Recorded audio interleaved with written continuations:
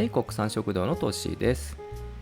市販のルーで作るお店の味のカレーその3ということで、前回の動画の続きからやっていこうと思います。それでは早速始めていきましょう。前回で玉ねぎを炒め始めてから8分ほど経って、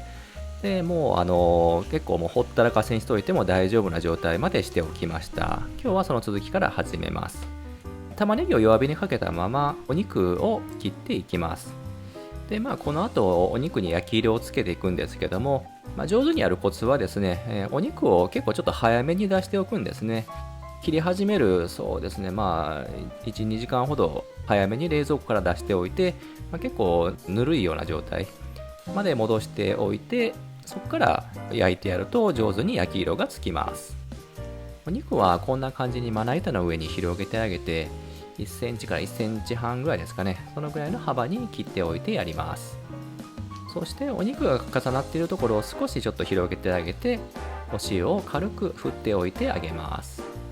こうやって少し塩を振っておいてやると下味になって美味しく仕上がります。ただルーにもう塩分が入っておりまして、もうバランスもそこでとってありますので、本当にごく軽くで結構です。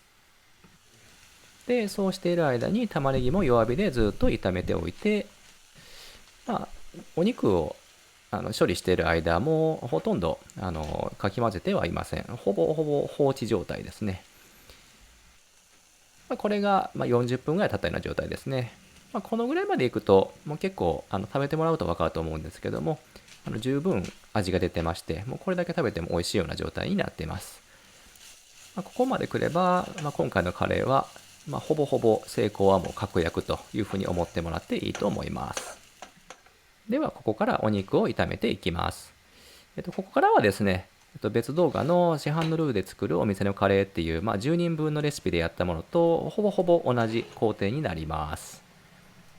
お肉は必ず別のフライパンで焼き色をつけます。別のフライパンを使うことでお肉にきちんと焼き色がついて、その香ばしさがとても美味しい旨味の元になるんですね。ですので必ずお肉は別のフライパンで炒めます。撮影では鉄のフライパンを使ってるんですけども、もしない場合は普通のテフロンでも構いません。その場合はですね、今回この撮影で、ほとんど薄煙が出るまで鉄のフライパン熱してるんですけども、テフロンでそれをするとテフロンが剥がれてしまいますので、ある程度最初にフライパンを温めておいたら普通に投入してやれば大丈夫です。鉄のフライパンを使うと綺麗な焼き色がつきやすいんですけれども、テフロンの場合は若干ちょっと焼き色がつきにくいですので、テフロンを使ってやる場合のコツはですね、極力動かさないことなんですね。触りたくなるんですけども、触れば触るほど焼き色ってついてくれないので、お肉を投入してから極力触らずにじっとこらえることっていうのがポイントになってきます。で、フライパンが温まりましたら、サラダ油を大さじ1ほど入れてなじませてやります。そしてお肉を投入してやります。でお肉をはじめ広げてあげて、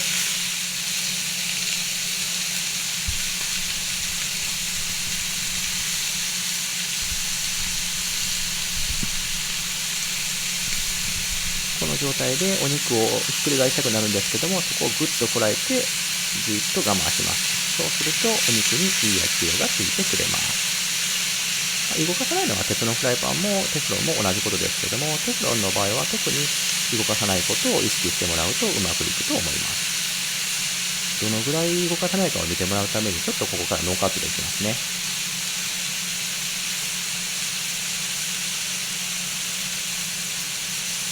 この間ずっと火は強火です。で焼き色がついてくるまでずっとこらえるんですけども、あまりここでやりすぎるともう肉スカスカになってしまうので、目安はこの上がちょっとほんのり今ピンク色ですよね。このぐらいになってきたらもうそろそろ揚げていきます。片面だけ焼けば大丈夫です。じゃあ入れていきましょう。こんな感じでお肉を入れていきます。溜まった油は入れる必要はありません。こんな感じですね。そしてお肉を軽くほぐしてやって、お水を入れてルーを入れて煮込んでいきます。お水を 600cc 入れて火をつけます。沸いてくるまでは火は強火で大丈夫です。沸いてくるまで少し待ってやります。あまり触らずにこのまま放置です。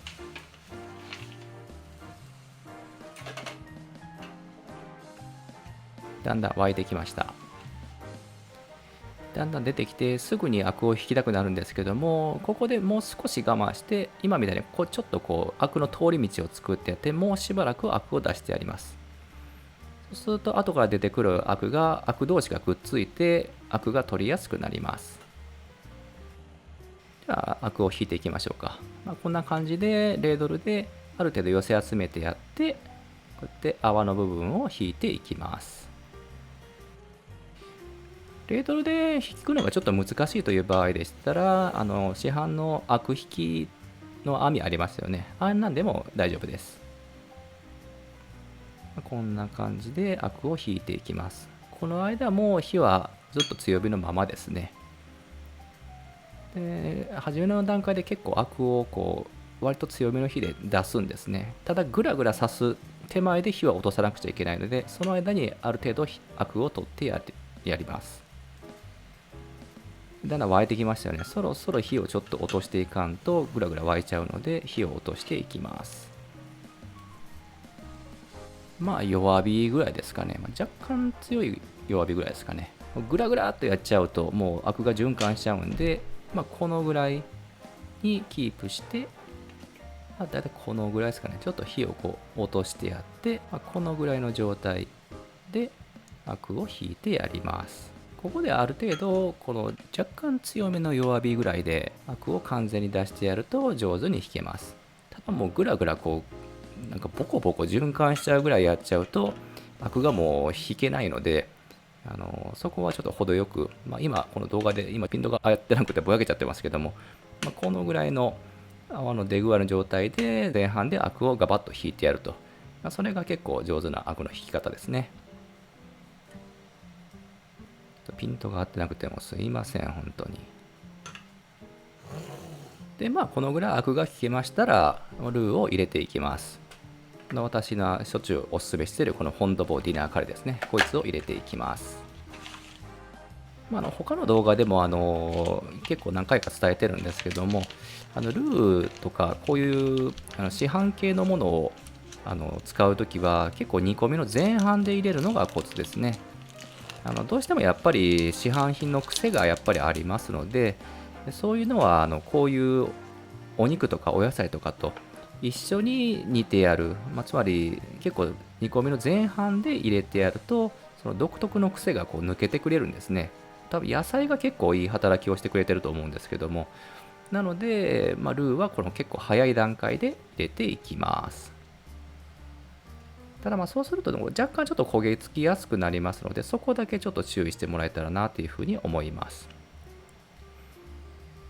そしてルーを入れたら、最初の段階でルーを完全に溶かしてやるようにしてください。こんな感じちょっとかき混ぜてやってですね、ルーを完全に溶かしてから煮込んでいきます。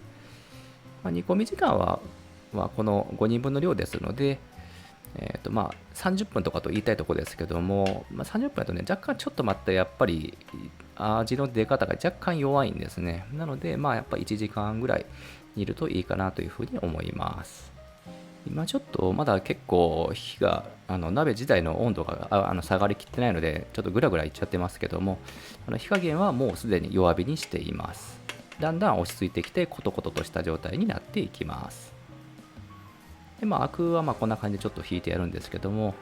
この1回を引いてやったらあとはもうほとんど引いてやる必要はないですね。もうだいたいこのぐらいで、今動画で見てもらったぐらいの感じでも引いてもらったら、もうそれ以降で出てくるアクはあんまり気にしてなくても大丈夫です。こんな感じでコトコトと煮込んでいきます。でちょっと画面見てもらったらなんとなくイメージつかめると思うんですけども、結構泡グラグラ出てますよね。これやっぱり煮汁の量が少ないので、これ火一番小さくしてるんですけども、ちょっとやっぱ火が強いんですね。なのでちょっと5人分やと結構火が強めで煮出しちゃうので、ちょっともう一つ仕上がりがもう一つになってしまうっていう面はあります。でもしこんな感じでちっちゃい火口がもしあるようでしたら、そっちを使ってそっちの火でやってやると、理想的かなとは思うんですけども、絶対ではないですね。こんな感じでコトコトと煮込んでいきます。この状態で1時間ほど放置していきます。時々そうです、15分に1回ぐらい鍋底を木べらでこすってやれば十分焦げつかずに大丈夫です。でこれが30分経った時の状態なんですけども、ちょっと途中味を見てみます。若干ちょっとシャープさっていうか、若干ちょっと足りない気がしますので、若干ちょっと味の補正をしたいと思います。味を見て今回ちょっとシャープさと酸味がちょっと足りない気がしたので、ちょっとウスターソースを少しだけ隠し味で入れます。カゴメの普通のやつで大丈夫です。小さじ4分の3ぐらいですかね。そのぐらい本当にちょっとだけ入れます。で、一度よく混ぜてやって、もう一度ちょっと味を見てみます。入れてすぐは味がトゲトゲしいんですけども、あと30分ぐらい煮たら多分ちょうど良くなってくると思うので、この状態であと30分煮ます。で、これが煮込み始めから1時間経ったものになります。ちょっと味を見てみましょう。もう十分味は出てますね。これで完成です。で、最後盛り付けたら完成です。お疲れ様でした。やっ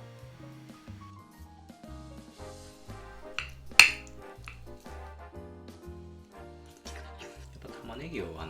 細かめに刻んで飴色まで炒めたんで、やっぱ短時間で旨味が結構出てきますね。もしちょっとカレーが濃いようやったら少し水で薄めてももう煮込んでますので、味が負けませんので大丈夫です。うまい。これは1日寝かすとさらに美味しいですね。やっぱ10人分の時の味と若干ちょっとまたちょっと違った味というか、これはこれでやっぱり感じの美味しさですね。もう玉ねぎはほとんど形が残ってないですね。うまい。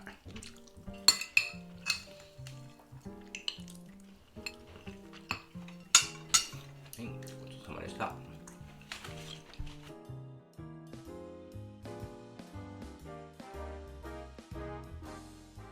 最後までご視聴いただきありがとうございます。このチャンネルではお料理のちょっとしたコツやお料理初心者の方のここがわからないということに答えています。このチャンネルを楽しんでいただけたら評価とチャンネル登録で応援をお願いいたします。